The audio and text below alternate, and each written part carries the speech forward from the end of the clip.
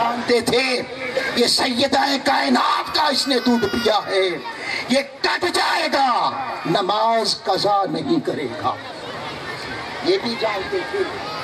لہٰذا انہوں نے اذان کو غنیمت سمجھا، انہوں نے اذان کو موقع سمجھا۔ وہ کہنے لگے حسین ہم تجھے اجازت نہیں دیتے نماز کی، نماز نہیں پڑھنے دیں گے، نماز نہیں ہوگی۔ اے حسین تیری عظمت کو سلام، اے حسین تیری بندگی کو سلام، اے حسین تیرے زہد و ورع کو سلام، اے حسین تیرے سجدوں کو۔ آقا حسین نے کہا بدبختو یہ حسین کی نماز ہے، تمہاری اجازت کی محتاج نہیں ہے، میں تو تمہیں پڑھانا چاہتا تھا۔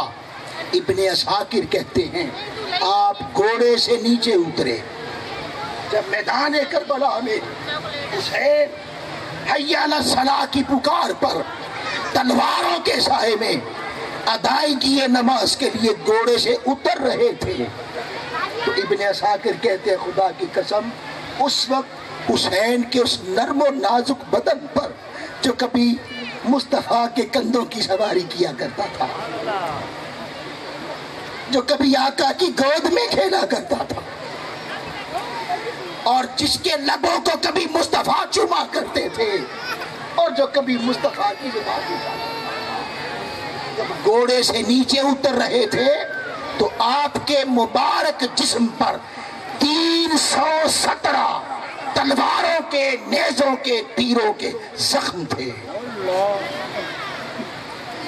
زخموں سے جسم چھلنی ہے، مگر حی علی الصلاۃ کی پکار سنی، پرواہ نہ کی، نیچے اترے، میدان کربلا کے ریگزاروں پر تیمم فرمایا، رخ کعبے کو کیا، اور اللہ اکبر کہہ کے نماز میں آئے۔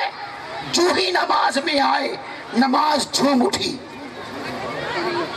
اٹھی اور زبان حال سے کہنے لگی حسین تیرا شکریہ، آج تو نے میری عزت بڑھا دی، آج تو نے میری عظمت بڑھا دی، آج تو نے میری قدر بڑھا دی، تو نے بتا دیا کہ بھائیوں کے لاشیں بھی ذہن میں پڑے ہوں، بچے کٹے پڑے ہوں، بھتیجے کٹے پڑے ہوں، بھانجے کٹے پڑے ہوں، غلام کٹے پڑے ہوں، اور جسم بھی زخموں سے چھلنی ہو، اور آواز آ جائے حی علی الصلاۃ، نماز کا پیغام آ جائے تو حسین تیرا شکریہ، تو نے بتا دیا نماز تب بھی قضا نہیں کی جاتی۔ حسین قیام میں رہے، کسی بدبخت کو قریب آنے کی جرت نہ ہوئی۔ حسین رکوع میں گئے، کسی بدبخت کو قریب آنے کی جرت نہ ہوئی۔ حسین سجدے میں گئے، اور لوگوں سن لو بندگی کا سب سے بلند ترین مقام سجدہ ہے۔ کیا ہے؟ سجدہ ہے۔ حسین سجدے میں تھے۔ پھر ایک معتبر روایت کے مطابق مختلف روایتیں ہیں، شمر ذی الجوش بدبخت جہنمی کتا تلوار لہراتا ہوا آگے آیا، اور سر حسین سجدے میں تھا، ایک زوردار وار کیا اور سر حسین کو تن حسین سے جدا کر ڈالا۔ انا للہ و انا الیہ راجعون۔ ارے جب سجدے میں حسین کا سر کٹا تو لوگوں سن لو، آقا نے فرمایا جو اس دنیا میں جس حالت میں جائے گا، اس دنیا سے جس حالت میں جائے گا، حشر کے میدان میں قیامت کے دن اسی حالت سے اٹھے گا، اسی حالت سے اٹھے گا۔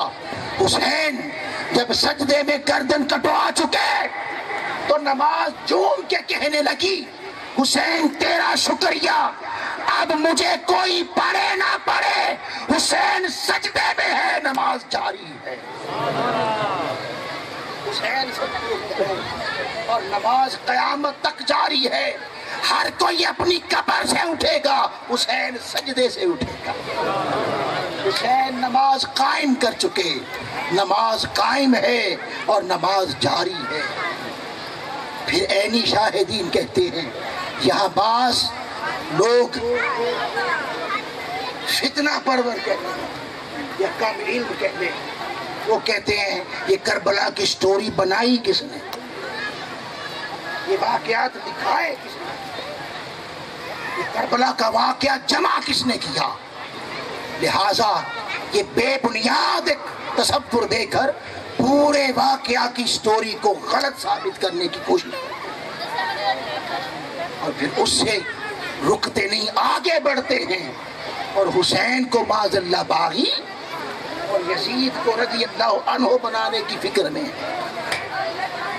امیر المؤمنین بنانے کی فکر میں ہے. سن لو، یہ واقعہ کس نے لکھوایا؟ یہ واقعہ زینب نے بتایا، یہ واقعہ زین العابدین نے بتایا جو عینی شاہد تھے. اور جب یزید کے دربار میں حیدر کرار کا خون جوش میں آیا اور زین العابدین نے خطبہ دیا، ان کے دل پلٹ گئے، صورتحال مختلف ہو گئی، انہیں احساس ہو گیا ان قاتلوں کو کہ ہم غلطی پہ تھے. پھر وہ یزید کے خلاف ہوئے، وہی لوگ جو میدان کربلا میں تھے. پھر جس نے جو دیکھا اس نے تاریخ رقم کر کہ میں نے یہ دیکھا، میں نے یہ دیکھا. عینی شاہدین کہتے ہیں جب حسین سجدے میں گئے تو خدا کی قسم سفید دن تھا، سفید دن تھا. ادھر گردن حسین پہ تلوار چلی، ادھر قتل حسین ہوا. ہم نے دیکھا آسمان پہ سیاہی چھا گئی، گویا آسمان قتل حسین میں، غم حسین میں ڈوب گیا. اور کہتے ہیں زمین سے جہاں سے پتھر اٹھاتے خون کا فوارہ نکلتا، گویا زمین بھی قتل حسین پر خون کے آنسو بہانے لگی اور حسین کے غم میں آسمانی کائنات بھی مبتلا ہو گئی. اور یہ سارا ماجرا، یہ سارا واقعہ، سیدہ تیری عظمت کو سلام، اے سیدہ زینب تیرے صبر کو سلام، اے سیدہ زینب تیری جرأت کو سلام، اے سیدہ زینب تیری استقامت کو سلام. آنکھوں سے بھائیوں کے لاشیں کٹتے دیکھ رہی ہے، بیٹوں کے لاشیں کٹتے دیکھ رہی ہے، بھتیجوں کی گردنیں کٹتے دیکھ رہی ہے، مگر بے صبری کا دامن، صبر کا دامن نہ چھوڑا. پھر بھی استقلال کا صبر کا پہاڑ بن کے کھڑی رہی. پھر ذرا چشمے تصور میں سوچو، اے یزید کو رضی اللہ عنہ کا ٹائٹل دینے کی فکر کرنے والوں، ذرا اس بدبخت کا حال تو دیکھو. تو نے خاندان نبوت کا ہر پھول مسل ڈالا، تو نے علی اکبر تک کو اور علی اصغر تک کو نہیں چھوڑا. حسین بھی قتل ہو گئے. بدبختوں، اور تمہیں کیا چاہیے؟ اور تمہیں کیا چاہیے؟ زینب کھڑی ہیں، زینب کھڑی ہیں. بھائی کا سر کٹ گیا، مگر ان بدبختوں کی جو اندر بغض آل کی آگ تھی وہ نہ بجھی. پھر انہوں نے کیا کیا؟ چونکہ آقا حسین اپنے شہزادوں کے اور آل پاک کے لاشیں اٹھا اٹھا کر خیمے میں رکھ رہے تھے، خیموں میں رکھ رہے تھے. بدبخت جب حسین کا بھی قتل کر چکے تو ظالموں نے کیا کیا؟ حسین کا لاشا کربلا کے تپتے ہوئے ریگزار پہ رکھا، خیموں میں گئے اور آل پاک کے لاشیں اٹھائے، ایسے ترتیب سے بچھا دیے. اور یہ سارا نظارہ زینب کر رہی کہ بچوں کو لا کے بچھا رہے، میرے بھائیوں کے لاشیں بچھا رہے ہیں، میرے بیٹوں کے لاشیں بچھا رہے ہیں. سیدہ زینب آنکھوں سے دیکھ رہی ہے. پھر بدبختوں نے آل پاک کے سارے لاشیں بچھا کر ظالموں نے اوپر گھوڑے دوڑانا شروع کر دیا. ارے ذرا سوچو سیدہ کا حال، یہ نظارہ دیکھ کے کیا ہوا. گھوڑے دوڑائے حتیٰ کہ امام قاسم علیہ السلام کے جسد مبارک کے ٹکڑے ٹکڑے ہو گئے. سورج ڈل گیا، شام آ گئی. بدبخت بغض آل پاک کی اندر کی آگ بجھا کر اندھیرا ہوا، سورج ڈل گیا، خیموں میں جا کر غفلت کی نیند سو گئے۔ یہ کون تھے؟ نمازی بھی تھے۔ یہ کون تھے؟ کلمہ بھی پڑھتے تھے۔ یہ کون تھے؟ حج بھی کرتے تھے۔ اور جس نبی کا کلمہ پڑھتے تھے اس نبی کے بیٹوں کا یہ حشر کیا۔ غفلت کی نیند سو گئے، اندھیرا چھا چکا تھا۔ سیدہ زینب بکھرے ہوئے لاشوں کو دیکھ رہی ہے، بیٹوں، بھتیجوں اور بھائیوں کے لاشوں کو دیکھ رہی ہے۔ پھر اپنے خاندان کی بچیاں اکٹھی کرنا شروع کی، بچے اکٹھے کرنا شروع کیے۔ سب کو اکٹھا کر رہی تھی کہ اچانک سیدہ سکینہ نہ ملی، گم ہو گئی۔ دل تڑپ گیا، بھائی کی نصیحت یاد آنے لگی کہ بھائی نے تو کہا تھا اس کی آنکھوں میں آنسو نہ آنے دینا، میری سکینہ کا خیال رکھنا۔ تڑپ گئی۔ یہ لاشیں، یہ جنگ و جدال، یہ لک و ڈک صحرا، یہ اندھیرا، سکینہ کہاں گئی؟ جب سکینہ نہ ملی تو دل غم زدہ ہوا، دیوانہ وار دوڑ کر انہیں تلاش کرنے لگی۔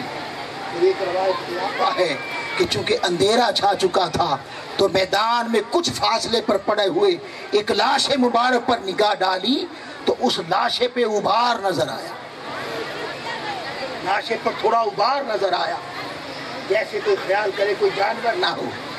آپ دوڑ کے ادھر گئی تو کیا دیکھا؟ وہ لاشا حسین کا ہے،